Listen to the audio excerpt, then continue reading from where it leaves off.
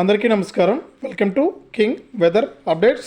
మన ఆంధ్రప్రదేశ్ రాష్ట్ర వ్యాప్తంగా మరియు తెలంగాణ రాష్ట్ర వ్యాప్తంగా లోతట్టు ప్రాంతాలన్నీ కూడా జలమయమైతే అయిపోయాయండి. ఇక ఎక్కడ చూసినా కూడా మనకు జలమయంతో మనకు ఉక్కిరి బిక్కిరి అవుతున్నారు ప్రజలందరూ కూడా. ఇక మరొకసారి భారీ వర్షాలు కురుస్తాయని, భారీ నుంచి అతి భారీ వర్షాలు ఉంటాయని వాతావరణ శాఖ అయితే సూచిస్తుంది. ఆ వివరాలన్నీ కూడా ఇప్పుడే మనం వీడియోలకైతే వెళ్ళి తెలుసుకుందాం. వీడియో చూస్తున్న ప్రతి ఒక్కరు కూడా ముందుగా వీడియోను లైక్ చేయండి, తెలిసిన వాళ్ళందరికీ కూడా వీడియోను షేర్ చేయండి.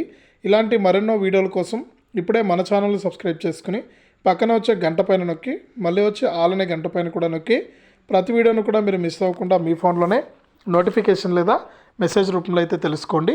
ఇక లేట్ చేయకుండా మనం వివరాలకైతే వెళ్ళిపోదాం. మన ఆంధ్రప్రదేశ్ మరియు తెలంగాణలో తేలికపాటి నుంచి మోస్తరు వర్షాలు కురుస్తూనే ఉన్నాయి. ఇక మరి కాసేపట్లో ఈ జిల్లాల్లో వర్షాలు కురుస్తాయని, ఇక తీవ్ర వాయుగుండం ప్రభావం తెలంగాణపై అధికంగా ఉంటుందని హైదరాబాద్ వాతావరణ కేంద్రం తెలిపింది. కాసేపట్లో తూర్పు తెలంగాణలోని వరంగల్, ములుగు, భూపాల్పల్లి, భద్రాద్రి, ఖమ్మం, కొత్తగూడెం, మహబూబాబాద్ జిల్లాల్లో అత్యంత భారీ వర్షాలు పడతాయని పేర్కొంది.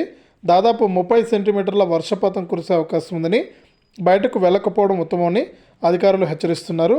ఇక ఉత్తర తెలంగాణలో కూడా అతి భారీ వర్షాలు, హైదరాబాద్లో మోస్తరు వర్షాలు పడుతున్నాయి. ఇప్పటికే మనకు ఆఫీసుల నుంచి వెళ్ళే వాళ్ళకని, స్కూళ్ళ నుంచి వెళ్ళే వాళ్ళకని చాలా జాగ్రత్తగా వెళ్ళాల్సిన సమయం అయితే ఉందన్నమాట. కాబట్టి జాగ్రత్తగా ఇళ్లకు చేరుకోవాలి.